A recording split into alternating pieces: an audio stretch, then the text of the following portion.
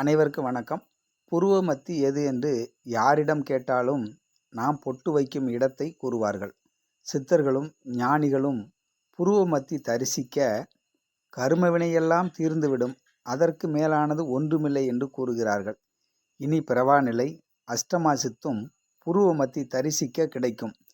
புருவ மத்தியை தரிசிக்க கண்ணை திறந்து கண்ணொளியில் தவம் செய்தால் உள் ஒளியாக இருக்கும் பிரகாசமான ஒளியை புருவ மத்தியில் பார்க்கலாம்.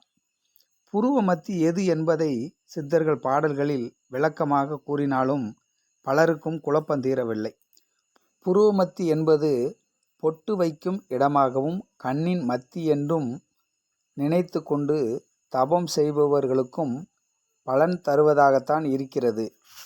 புருவ மத்தி எதுவாக நாம் நினைத்து கொண்டு தவம் செய்தாலும் மனம் அமைதி பெறுகின்ற பொழுது அதற்கான பலன் நமக்கு கிடைக்கத்தான் செய்யும். ஆனால் விழிப்பு நிலையில் மனம் நிற்கவும் புருவ மத்தியை தரிசிக்கவும் கண்களை திறந்து இரு கண்களுக்கு உள்ளே போய் சேருமிடம் அதை உற்று பார்க்க ஒளி விட்டு பிரகாசிக்கும் என்று கூறுகிறார்கள். அந்த இடம்தான் புருவ மத்தி, புருவ மையம்.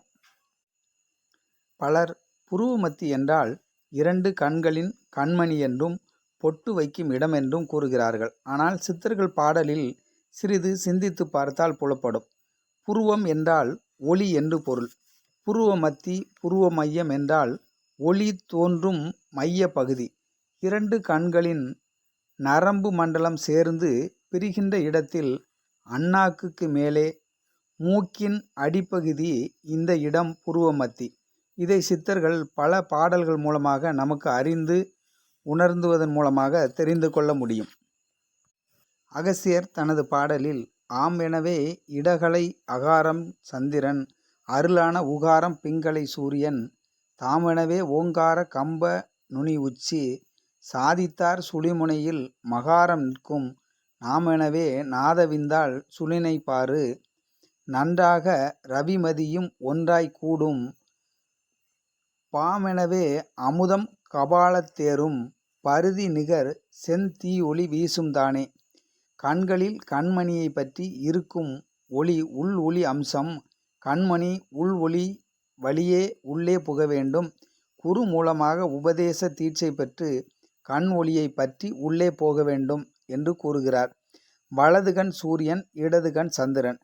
புருவ நடு தமர் திறக்க இரு கண் பூட்டு, கொன்றுவிடும் கருவியெல்லாம் ஜனத்தில் மாளும், கூத்தன் நின்ற சுழினைதனை திறமாய் காணே என்று கூறுகிறார்.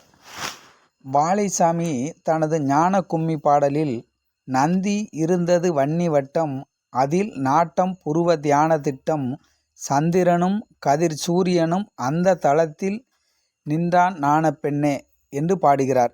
இரண்டு கண்களில் கவனித்து இருப்பதால் நேராக உள்ளே இருக்கும் புருவ மத்தி தளத்தில் நிற்கும் என்று கூறுகிறார்.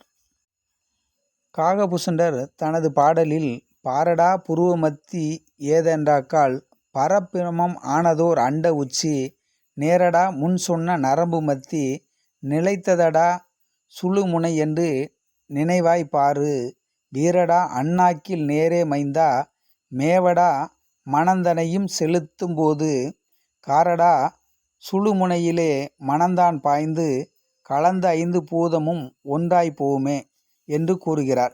பிரம்மம் என்றால் மையம் என்று பொருள். இரண்டு கண்களின் நரம்பு ஒன்றாக சேருமிடம் அண்ணாக்கிற்கு மேலாக இருப்பது புருவ மத்தி என்று காகபுசுண்டர் கூறுகின்றார்.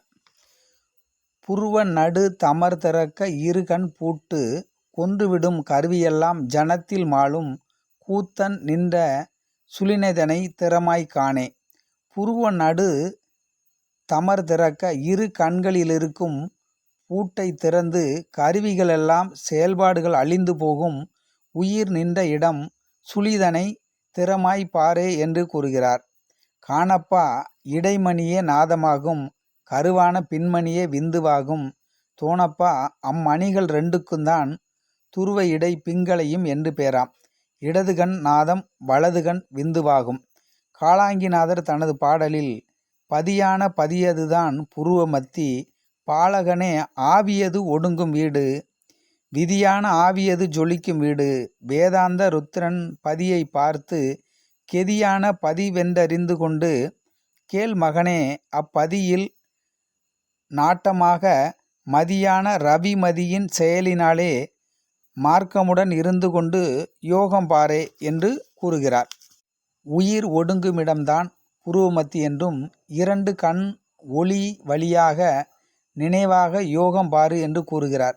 புருவமத்தி 2 கண்களுக்கு நேராக இருப்பதை கூறுகிறார். காகபுசுண்டர் கூறுவதை பார்க்கலாம். குறியால் பார், அண்ணாக்கின் மேலே உச்சி, கூர்துளையே நாக்கு வழியே சித்தி வாசல், நெறியாற் பார் புருவமத்தி வாசல் உண்டு, நீட்டிவிடு உள்துவாரத்தில் திறக்கும் பூட்டு, பூட்டதனை திறக்கவென்றால் விழிமேல் நீத்தாய், பொய்யல்ல கண்ணிமை புருவத்தைத் தாக்கு. அண்ணாக்குக்கு மேலே இருக்கும் புருவமத்தில் உள்வாசல் திறப்பதற்கு வெளிவாசல் திறந்து புருவமத்திற்கு போவதற்கு 2 கண்களை பாரு என்று கூறுகிறார். புருவமத்தி என்பது புரிந்திருக்கும் என்று நம்புகிறோம். அடுத்தடுத்து அனைத்து சித்தர்கள் பாடலிலும் நாம் அறிந்து உணர்ந்ததை உங்களோடு பகிர்ந்து கொள்வோம். தொடர்வோம். நன்றி, வணக்கம். மீண்டும் சந்திப்போம்.